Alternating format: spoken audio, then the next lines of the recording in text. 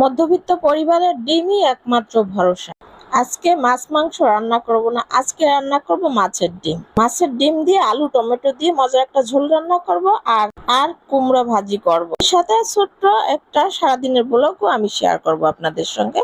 আসসালামু আলাইকুম, কেমন আছেন আপনারা সবাই? সবাইকে ওয়েলকাম জানাচ্ছি আবারও নতুন একটা ব্লগ ভিডিওতে। আশা করি পুরো ভিডিও দেখে আপনাদের ভালো লাগবে। ভিডিও শুরুতে একটা লাইক দিয়ে ভিডিওটি দেখা শুরু করবেন। ভালো লাগলে কমেন্ট শেয়ার করে পাশে থাকবেন। বাজার থেকে আপনাদের ভাইয়া কিছু বাজার নিয়ে আসছে, আমি সেগুলো বের করে নিচ্ছি।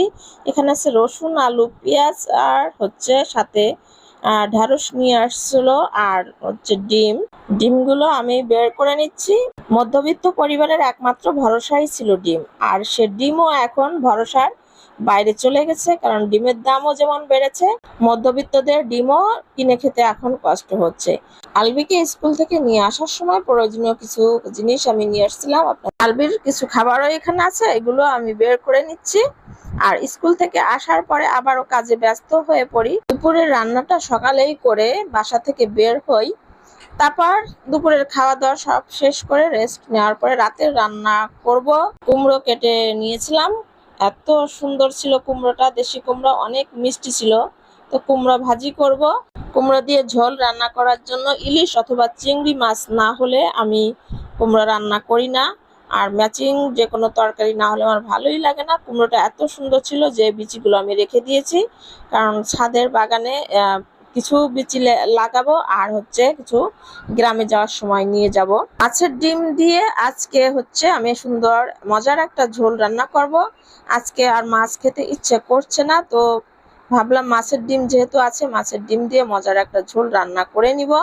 তো মাছের ডিমগুলো আমি সুন্দর করে ধুয়ে তারপর লবণ, হলুদ এবং একটু মরিচের গুঁড়া, সামান্য একটু আদা রসুন মিক্সড করে হাতে মেখে তারপর হচ্ছে এভাবে ডিমের মতো গোল করে ভেজে নিব। আর এই মাছের ডিমের ভিতরে একটু মশলা দিয়ে দিলে হয় কি, একটু গন্ধটা থাকে না, মাছের যে একটা আষ্টে গন্ধ থাকে সেটা চলে যায়। তো ডিম আমি সুন্দর করে এভাবে গোল করে ভেজে নেব এবং যখন একটু শক্ত হয়ে আসবে তখন ছোট ছোট করে আমি চাক করে কেটে নিব। মাছের ডিম আমি অনেক রকমের রান্না করে থাকি, ভাজা থেকে শুরু করে ঝোল রান্না এবং মাছের ডিম ভুনা, অনেক রকমের রেসিপি সত্যি তৈরি করা যায় এবং একটু সঠিক নিয়মে রান্না করলে সেই মজা হয়। মাছের ডিম দিয়ে যে কোনো রেসিপি খুবই মজার হয়। ডিমগুলো সুন্দর করে ভেজে নিয়েছি, এবার আমি ডিমের ঝোল রান্না করার জন্য পেঁয়াজ একটু ভেজে নেব সুন্দর করে। বাদামি কালার হলে একটু ভাজা ভাজা করে মশলাগুলো দিয়ে তারপর কষিয়ে নিব। আর এভাবে যদি পেঁয়াজটা ভেজে মশলা সুন্দর করে কষিয়ে রান্না করা যায় তো ঝোলটাও খেতে অনেক মজা হয়। তো মশলাটা আমার কষানো প্রায় হয়ে গেছে। এখানে আমি সব বাটা মশলা দিয়ে দিচ্ছি, জিরা বাটা থেকে শুরু করে রসুন বাটা, মরিচ, হলুদ, লবণ সবকিছু দিয়ে দিয়েছি। আর ছোট ছোট করে আলু কেটে নিয়েছি, আলুগুলো আমি ভালোভাবে কষিয়ে নেব।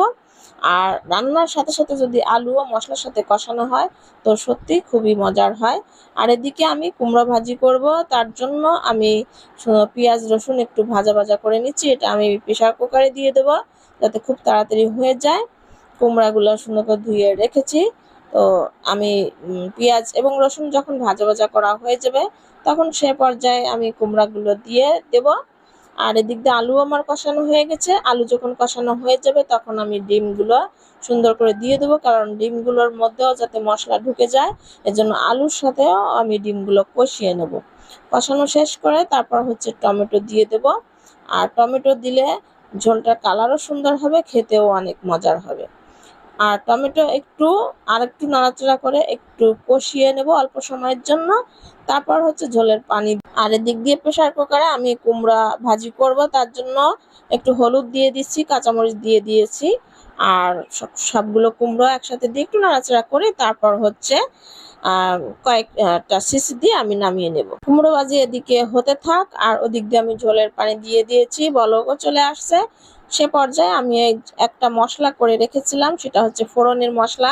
পেঁয়াজ রসুন এবং জিরা ভেজে তারপর বেটে নিয়েছি। আর এই ফোড়নের মশলা দিলে ঝোলের স্বাদ গুণ সত্যি অন্যরকম করে তোলে।